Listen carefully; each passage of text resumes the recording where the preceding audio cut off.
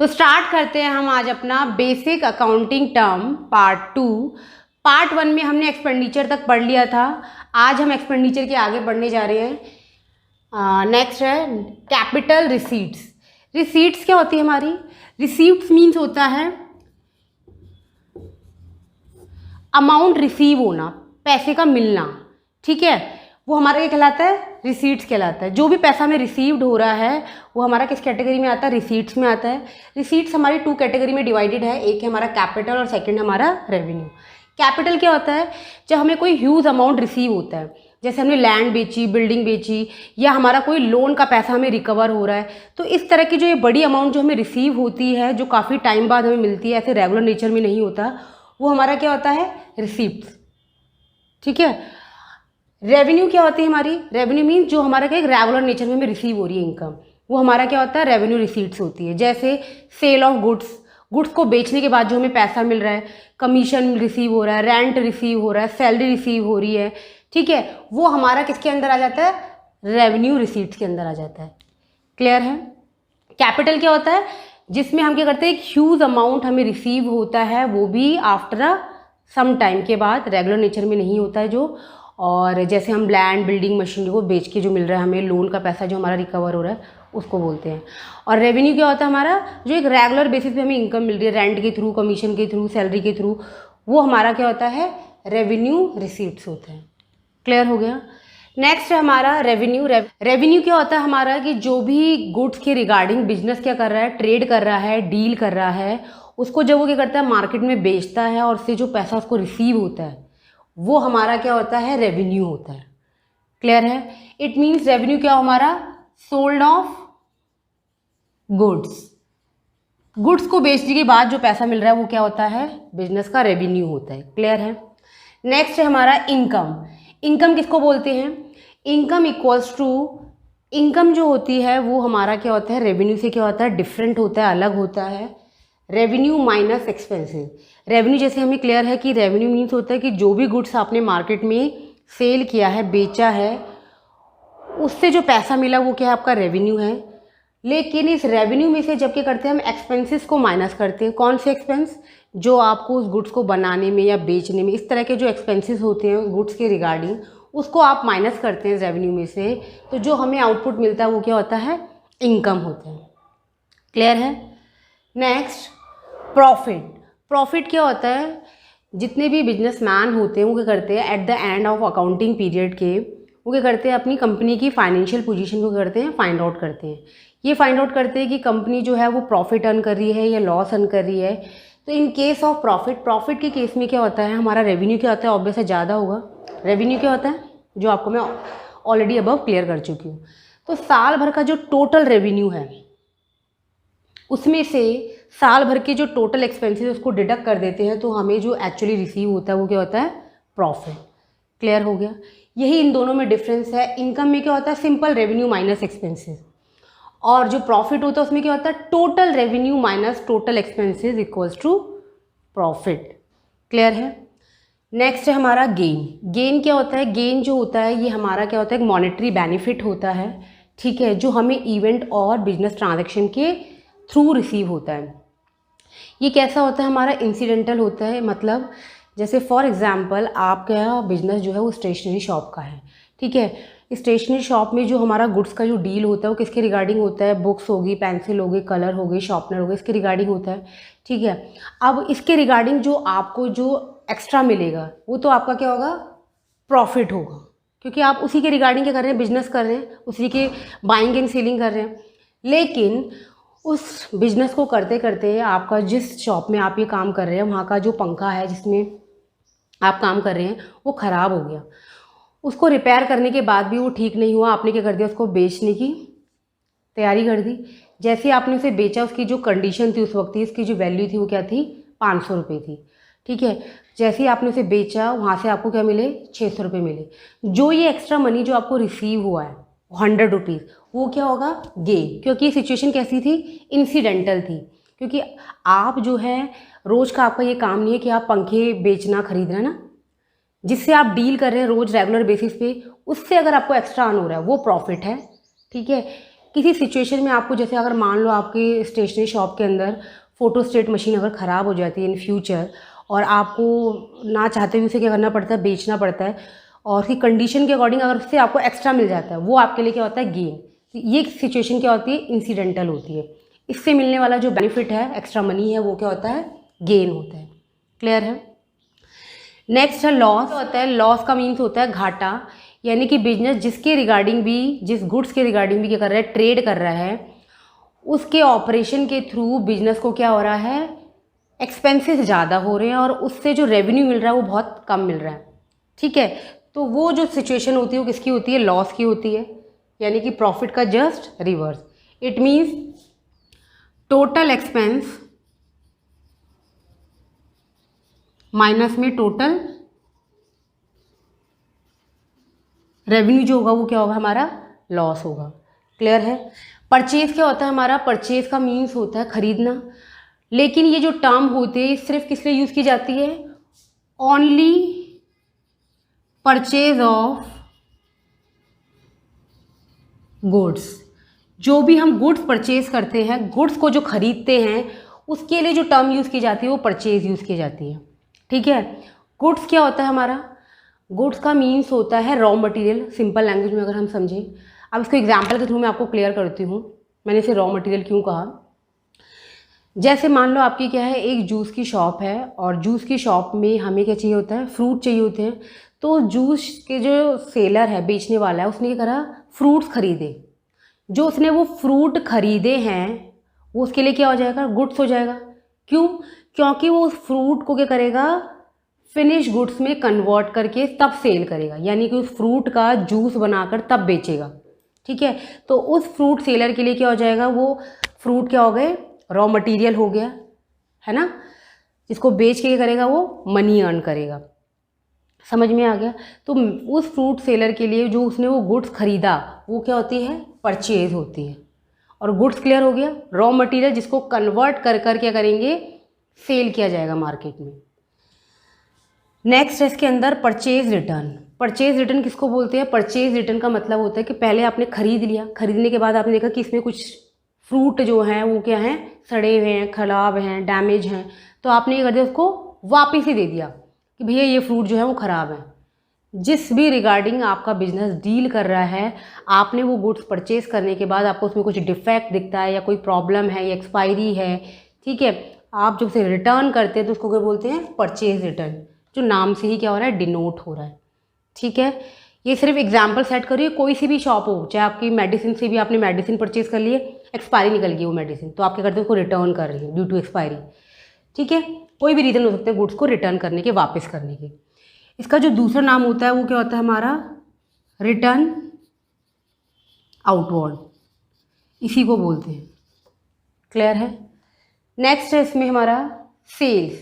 Sales क्या होता है हमारा, सेल्स का मीन्स होता है कि जो भी गुड्स हम सोल्ड कर रहे हैं, सोल्ड करने से क्या हो जाता है, उस गुड्स की जो ऑनरशिप होती है वो ट्रांसफ़र हो जाती है किसको, कस्टमर को, जो उस गुड्स को खरीद रहा होता है। इट मीन्स क्या हुआ, सेल्स मीन्स क्या होता है, ट्रांसफ़र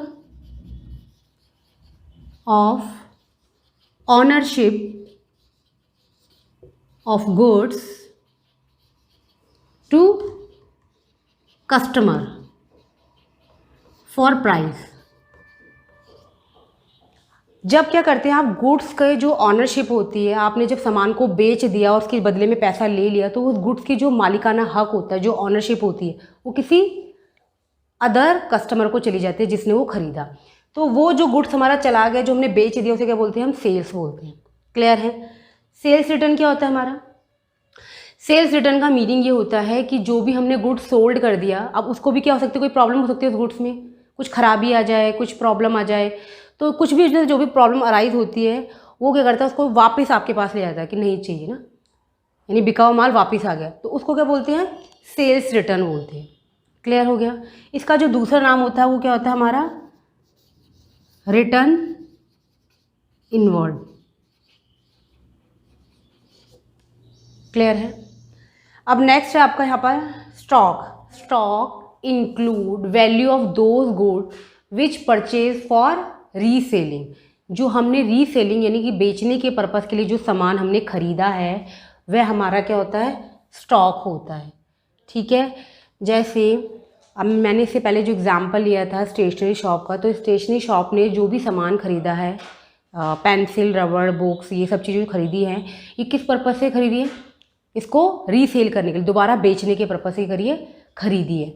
तो ये जो सामान होगा that is unsold in the shop, जो अभी बिका नहीं है पर बिकने के लिए क्या है, रेडी है और आपकी शॉप में अवेलेबल है, दैट इज़ स्टॉक। वो क्या होता है, आपका स्टॉक होता है। क्लियर हो गया। ये जो स्टॉक होते हैं ये दो कैटेगरी में क्या होता है, सब डिवाइडेड होते हैं, that is opening stock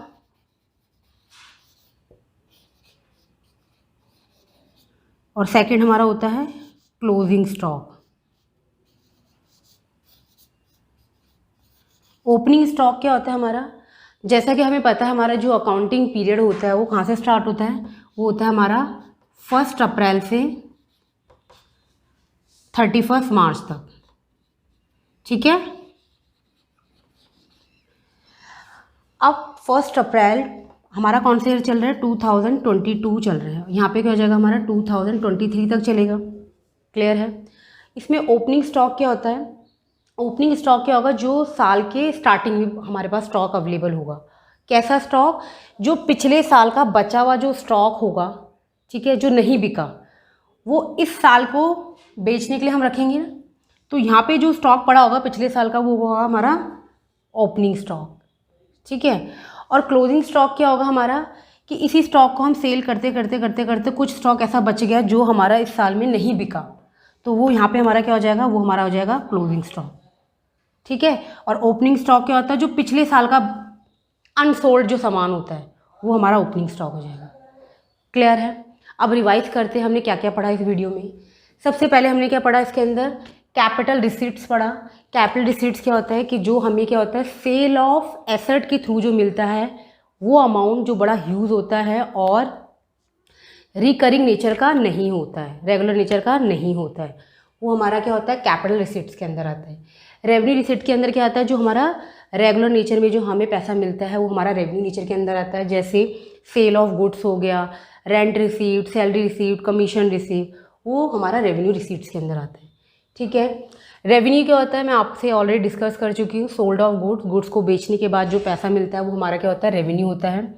income क्या होता है, इनकम मीन्स होता है रेवेन्यू में से हम खर्चे माइनस कर देते हैं, एक्सपेंसेस को माइनस कर देते हैं, तो हमारी इनकम आ जाती है। प्रॉफिट क्या होता है, टोटल ऑफ रेवेन्यू पूरे साल भर का, उसमें से हम टोटल ऑफ एक्सपेंसेस को माइनस करते हैं तो हमारा प्रॉफिट आ जाता है। गेन जो होता है हमारा इंसिडेंटल होता है। ठीक है, जो भी इंसिडेंटल केस के अकॉर्डिंग एक्स्ट्रा मनी मिलता है उसे हम प्रॉफिट नहीं बोलते, उसे हम क्या बोलते हैं, गेन बोलते हैं, क्योंकि हम उसके रिगार्डिंग रोज बिजनेस में डील नहीं करें, वो तो कभी कभार बेचने में हमें एक्स्ट्रा मिल जाएगा। ठीक है, लॉस क्या होता है हमारा, जस्ट रिवर्स होता है किसका, प्रॉफिट का, टोटल एक्सपेंस माइनस में टोटल रेवेन्यू। ठीक है, टोटल खर्चे में से क्या करेंगे, जब हम रेवेन्यू को डिडक्ट करेंगे तो हमें लॉस मिलेगा। परचेज क्या होता है, परचेज रेफर करता है सिर्फ किसके लिए, गुड्स के लिए रेफर किया जाता है। गुड्स को ऐसा रॉ, जिसको अभी हम क्या करेंगे, कन्वर्ट करेंगे फिनिश में, तब करेंगे उसको सोल्ड, वो हमारा क्या होता है, गुड्स। ऐसा सामान जो हम खरीदते हैं उसके लिए हम जो टर्म यूज़ करते हैं वो होती है हमारी परचेज। परचेज रिटर्न क्या होता है, जो भी सामान आपने खरीद लिया, आपको उसमें कुछ प्रॉब्लम डिफेक्ट नज़र आ रहा है, आपने क्या कर दिया, उसको वापस कर दिया, रिटर्न कर दिया, उसको बोलते हैं परचेज रिटर्न। इसका दूसरा नाम क्या होता है हमारा, रिटर्न आउटवर्ड भी होता है। ठीक है, सेल्स क्या होती है हमारी, सेल्स का मतलब है गुड्स को बेचना, जिसमें हम क्या करते हैं, जब हम गुड्स को बेचते हैं तो उसकी क्या होती है, ऑनरशिप ट्रांसफर हो जाती है, किसको, उस कस्टमर को जिसने वो खरीदा है फॉर अ प्राइस के लिए। अब हमने सामान बेच दिया, अब उस कस्टमर को हमारे गुड्स के रिगार्डिंग कोई प्रॉब्लम है तो वो करके हमें वापस रिटर्न करता है, तो उसे हम क्या बोलते हैं, सेल्स रिटर्न बोलते हैं, जिसका दूसरा नाम क्या होता है, रिटर्न इनवर्ड्स होता है। लास्ट है हमारा स्टॉक। क्या होता है हमारा स्टॉक, मीन्स होता है वो गुड्स जो हमने क्या करा है, रीसेल के पर्पज़ से क्या करा है, खरीदा हुआ है। ठीक है, रीसेल के पर्पज़ से खरीदा हुआ है, सॉरी। लास्ट है हमारा स्टॉक। स्टॉक क्या होता है, वह सामान जो हमने क्या करा है, रीसेलिंग के पर्पज़ से खरीदा हुआ है। ठीक है, और which is unsold in the business, जो अभी बिका नहीं है, उसे हम क्या बोलते हैं, स्टॉक बोलते हैं।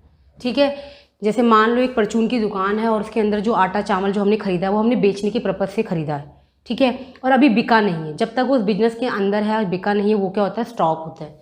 इसको दो कैटेगरी में बांटा गया है, ओपनिंग स्टॉक और क्लोजिंग स्टॉक। ओपनिंग स्टॉक क्या होता है, जो स्टार्टिंग में हमें पिछले साल का अनसोल्ड सामान जो होता है इस साल के लिए क्या हो जाएगा, ओपनिंग हो जाएगा।